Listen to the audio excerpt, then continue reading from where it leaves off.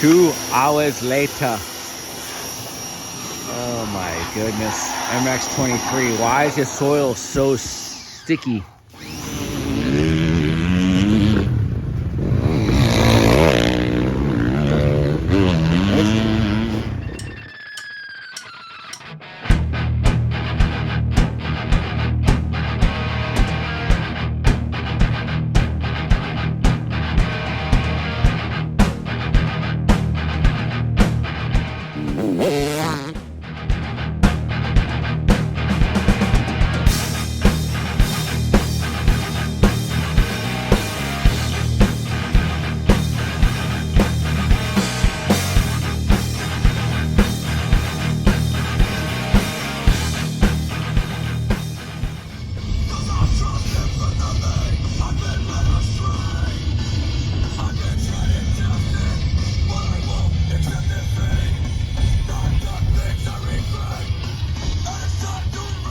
Papa.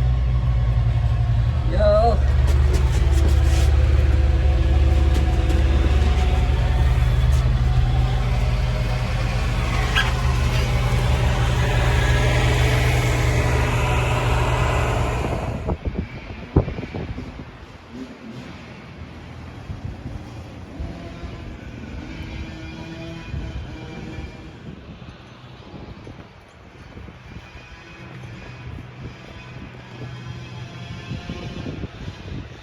Break out the pressure washers.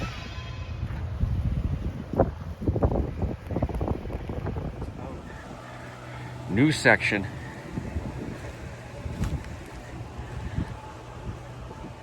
Used to go that way. Now we go this way. Sick. Don't wear Air Forces to walk the track.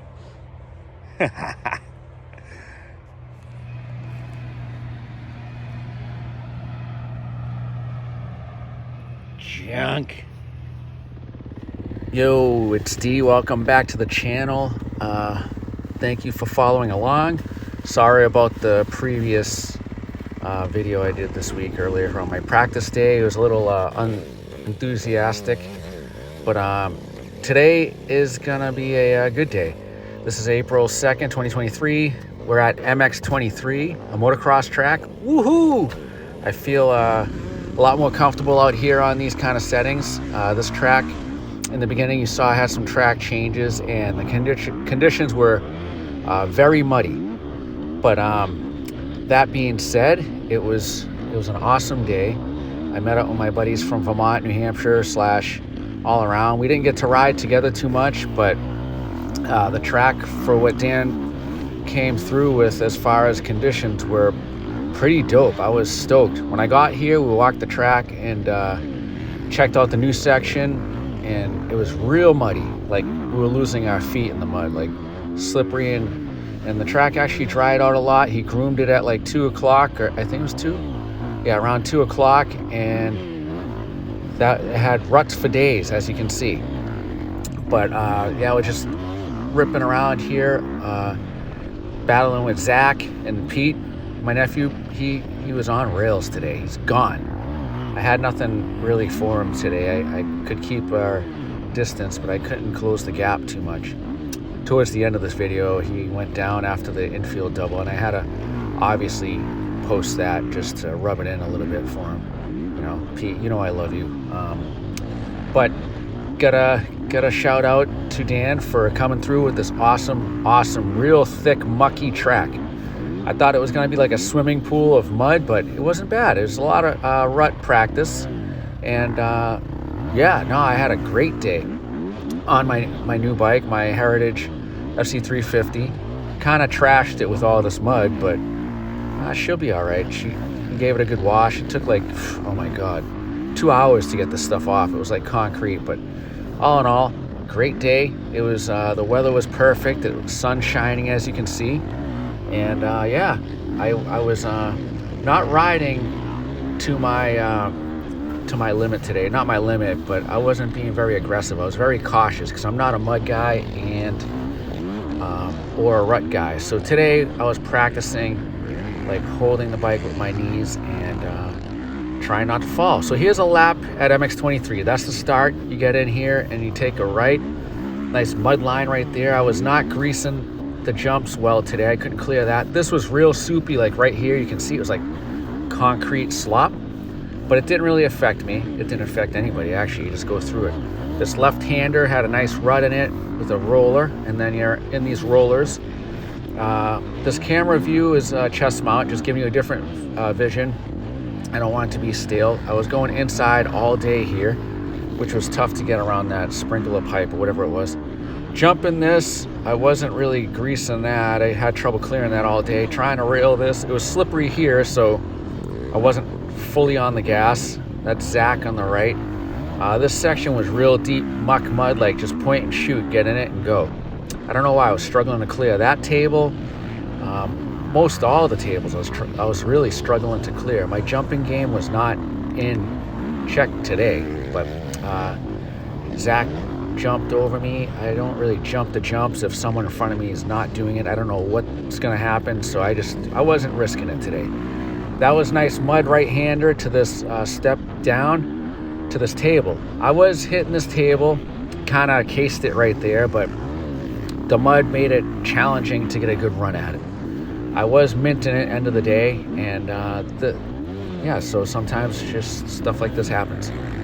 This left-hander, as typical, going up to this new section. You bang a right here instead. You used to go straight. So you bang a right. This was real deep mud. It was all fresh cut stuff, which actually was fun. It's a gradual left, another like 40 feet of ruts, maybe more than that.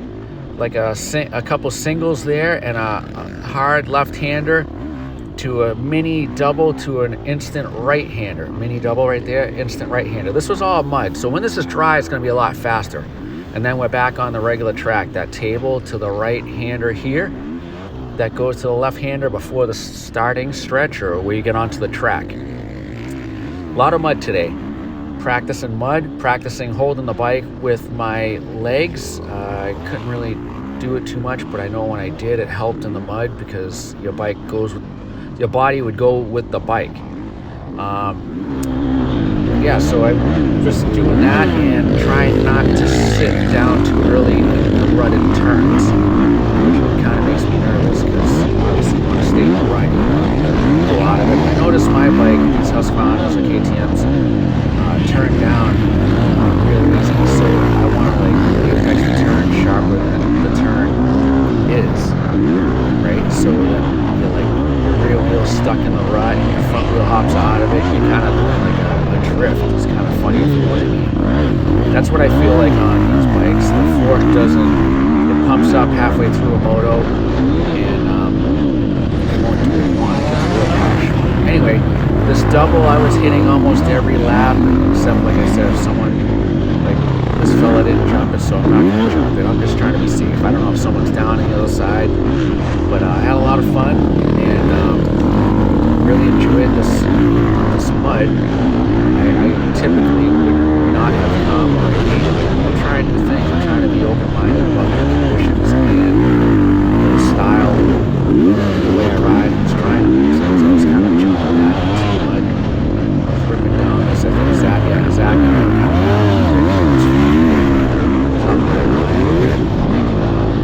making me look silly. Making me look like I wasted my money on my AC. Zach's really fast and probably just messing around. Anyway, the mud was real thick there. It's kind of hard to judge or explain to you what that's going to be like when you try. Definitely recommend come and check this out. And does raffles and weekends too. Makes it interesting. Everybody was waiting to see what they won or if they did. He does a yearly raffle and a weekend raffle. So you get like 2 tickets. Tear off and a lens swipe. But anyway, Dan's doing raffles on Saturdays and Sundays.